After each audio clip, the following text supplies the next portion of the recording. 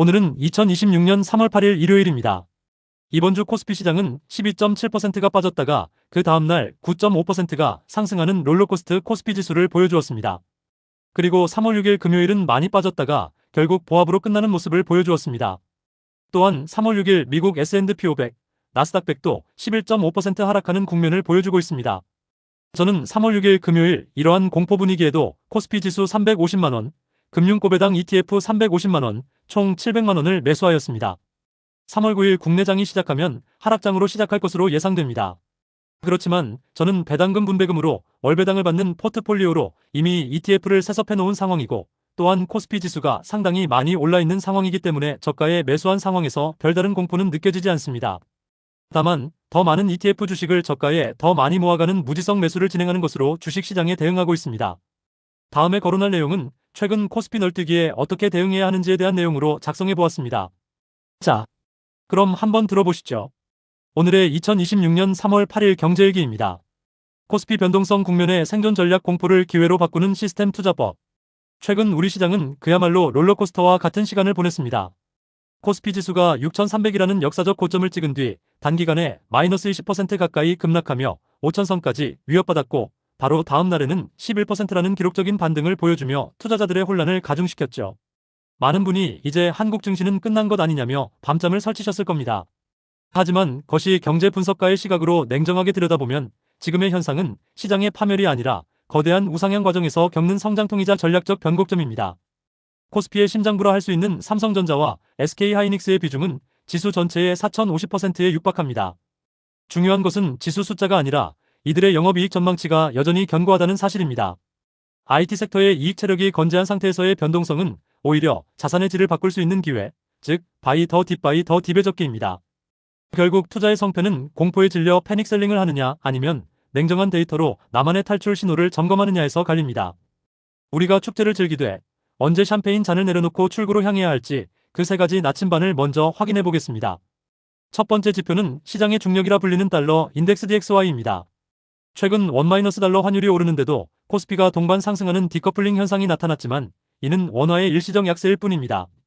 만약 달러 인덱스가 100을 돌파하면 긴장해야 하며 101.5를 넘어설 경우 이는 신흥국 자금 유출의 강력한 신호로 받아들이고 주식 비중 축소를 진지하게 고민해야 합니다.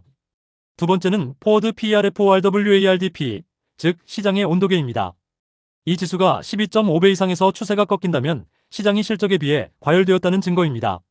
마지막은 주가와 가장 높은 상관관계를 보이는 경제 조기 경보 레이더 OECD 경기 선행 지수입니다. 이 지수가 2달 연속 하락한다면 미련 없이 리스크 관리 모드로 전환해야 합니다. 이렇게 출구를 확인했다면 다음은 무너지는 시장에서도 내 자산을 지켜줄 방어벽을 세울 차례입니다.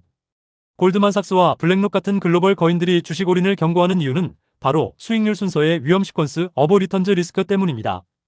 자산이 반토막난 상태에서 생활비를 인출하면 나중에 시장이 회복되어도 내 계좌는 영원히 부활할 수 없습니다. 이를 방어하기 위해 수비수인 채권과 미드필더인 리츠를 배치해야 합니다. 특히 시장이 극도로 불안할 때는 BND나 AGG 같은 우량 채권도 좋지만 만기 3개월의 초단기 국채 ETF인 SGOV를 파킹 통장처럼 활용해 연 5% 수준의 이자를 챙기며 현금을 보호해야 합니다. 또한 인플레이션 방어 수단으로 VNQ나 국내의 코덱스 한국 부동산 리츠 인프라 같은 리츠를 섞어주어야 지진이 나도 흔들리지 않는 포트폴리오가 완성됩니다. 하지만 방어만으로는 부족합니다. 하락장의 충격을 흡수하는 에어백이자 따박따박 현금이 꽂히는 수익 엔진이 필요합니다. 이것이 바로 커버드콜과 고배당 전략입니다. 이 시스템의 진가는 하락장에서 발휘됩니다. 많은 이들이 삼성전자를 7만원에 팔고 21만원에 다시 샀다는 식의 매매 타이밍에 집착하다 실패합니다. 하지만 시스템 투자는 가격이 아니라 수량에 집중합니다. 2주마다 들어오는 배당금으로 주가가 떨어진 ETF를 더 싼 가격에 진공 청소기처럼 쓸어 담는 것이죠. 이것이 바로 변동성을 유닛 축적의 기회로 바꾸는 마법입니다. 이때 ISA, 연금저축, IRP 계좌를 활용하고 배우자나 자녀 증여를 통한 인적 분산을 병행한다면 절세 효과까지 극대화할 수 있습니다. 결국 투자의 성패는 어떤 종목을 샀느냐보다 어떤 시스템 속에서 끝까지 살아남았느냐에 달려 있습니다. 데이터에 기반해 냉정하게 움직이되 장기적 우상향에 대한 믿음은 잃지 마십시오. 패닉셀링은 하수가 하는 것이고 시스템 투자는 고수가 하는 것입니다. 오늘의 전략이 여러분의 자산을 지키고 키우는 든든한 이정표가 되길 바랍니다. 여러분의 계좌가 흔들림 없이 우상향하기를 진심으로 응원합니다. 감사합니다. 잘 들으셨나요? 이상 오늘의 2026년 3월 8일 경제일기 마치도록 하겠습니다. 지금까지 저의 경제일기를 시청해주셔서 감사드립니다.